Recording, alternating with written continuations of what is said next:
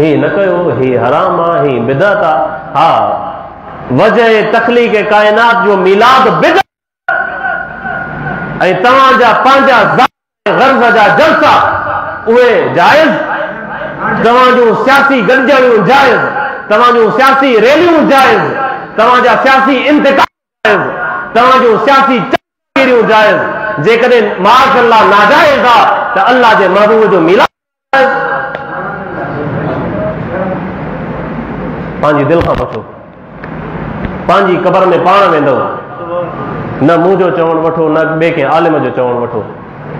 सिर्फ़ मूं जो नबी न आहे, सिर्फ़ मूं जो सरदार न आहे, हिते वेठल बचे बचे जो आका ऐं सरदार आहे सईद आमिना जो लाल।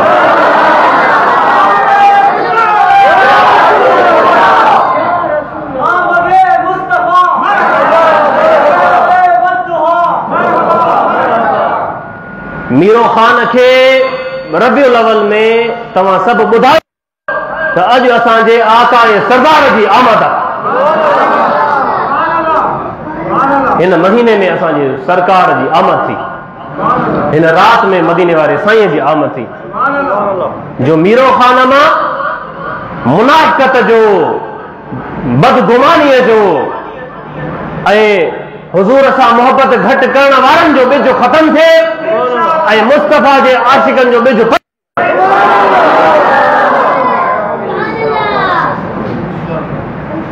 आका सां मोहबत जो ॿिज मीरो ख़ान जी ज़मीन में जो वरी क़यामत ताईं कोई हुनखे कढी न सघे।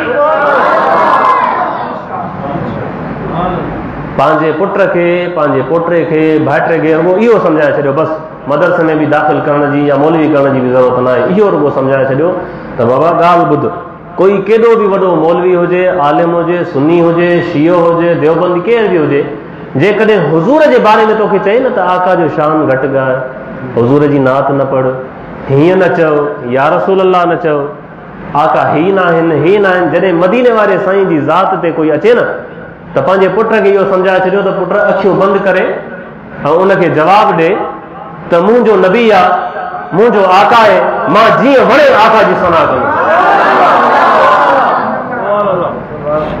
तव्हां खां रब नाराज़ न थींदो जो मुंहिंजे रब मुंहिंजे हबीब जी सना कई आहे। ईअं थींदो न?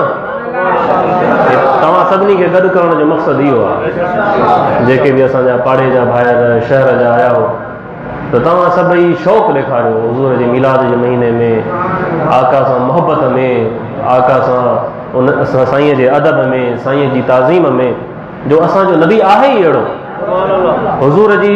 हुज़ूर जी कंहिं बि किरदार जो को बि सानी न आहे,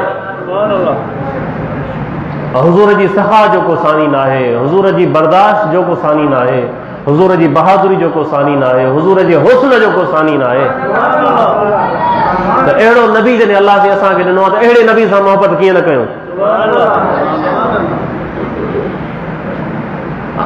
हुज़ूर जी अच्छा ॿी दरगुज़र वॾो असांजे मुआशिरे में मसइलो आहे, इहो सिखो, माफ़ करणु सिखो, दरगुज़र सिखो। ठीकु आहे, मसइला थींदा आहिनि, इंसान आहियूं, हुनखे हल करण जी कोशिशि कयो। मां वाक़ियो हिकिड़ो भुरगड़ियुनि जे ॻोठ में ॿुधायो हुज़ूर जो, आख़िरी मां इहो तव्हांखे ॿुधाए मां पंहिंजी तक़रीर ख़तमु कंदुमि त हिकिड़े दफ़े मदीने वारा साईं कंहिं चट्टान ते, नंढड़ी टकरी थींदी आहे जेका पथर जी, उन ते वेही ऐं मानी पिया खाइनि। गोश्त में मानी भोरा भोरा करे उहो मिक्स करे खाइणु हुज़ूर खे पसंदि हुयो, उहो वेठा खाइनि पिया त हिकिड़ी औरत जो उतां गुज़र थियो साम्हूं। उहा औरत बदकलामी में ऐं गुस्ताखाना ज़बान में मशहूरु हुई, यानी उन औरत लाइ मशहूरु हुयो त हीअ बाबा वॾी ज़बान दराज़ ऐं गुस्ताख ऐं बदकलाम औरत आहे, यानी जंहिंखे पंहिंजी इज़त लाराइणी हुजे उन औरत सां अटके। अहिड़ियूं मायूं हूंदियूं आहिनि न खोड़, जेके मर्द जो ख़तमु करण में देरि न कंदियूं आहिनि।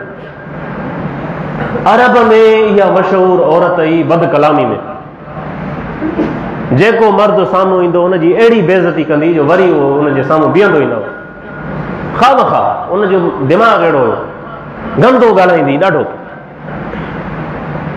ज़ियाउन नबी में लिखियो आहे पीर करम शाह साहब त हुज़ूर सां उनजो आमनो सामनो थियो।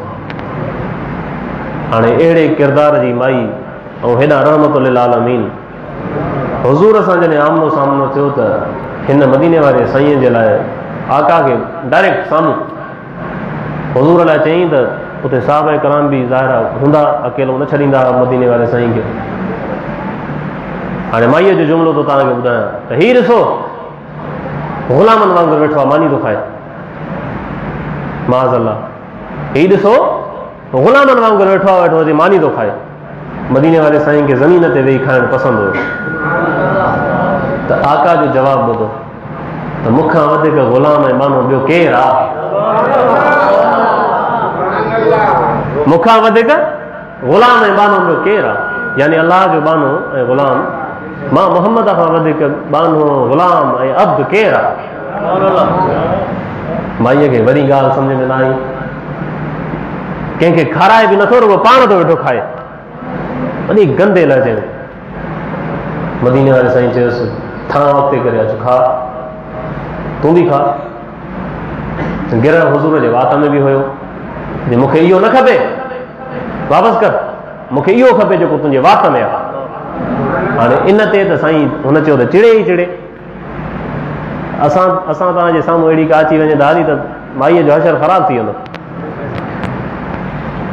इहो कढी ॾे वात वारो त क़ुर्बान वञा रहमतुल आलमीन। इहो न बि करे सघे थो, इनखे चइबो आहे सैयद आमिना जो लाल। पोइ वात वारो गिरह कढी हुज़ूर तिरीअ ते रखी ॾिनसि, अचे वठो खा। उन माईअ उहो गिरह खणी खाधो। ख़ुदा जी ज़ात जो कसम उहो लिखे थो त वरी आख़िरी साह ताईं जेका बद कलामी में मशहूरु हुई, अहिड़ी हुनजी मिठी ज़बान थी वई जो वरी माईअ गुफ़्ता ख़ुशि अख़लाक़ थी वई। पर जेकॾहिं थोरो हिते गौर कयो, पहिरें ई जुमिले में हुज़ूर जा साहब बि वठी वियो मुंडी लाइन सां, या हुज़ूर हुकुम कंदा त अड़े वठो जेल में हणोसि, या गुत खां वठो, हीअ कीअं थी ॻाल्हाए मूंसां। या ॿिए जुमिले में ई पकड़ाए विझेसि असां इहा न ख़ुशि अख़लाक़ थिया, न हुज़ूर ते कलमो पढ़िया। त इन तरीक़े सां इस्लाम फैलियो आहे, इन तरीक़े सां असांजे महबूब सां ताईं कलमो पहुचायो जो दुश्मन, बादशाह, सरदार सभु कंहिं न कंहिं तरीक़े सां आका जे क़दमनि में किरंदा। त असां तव्हांखे अलाह साईं अहिड़ो नबी अता कयो आहे। अलाह साईं तव्हांखे शाद आबाद कंदो।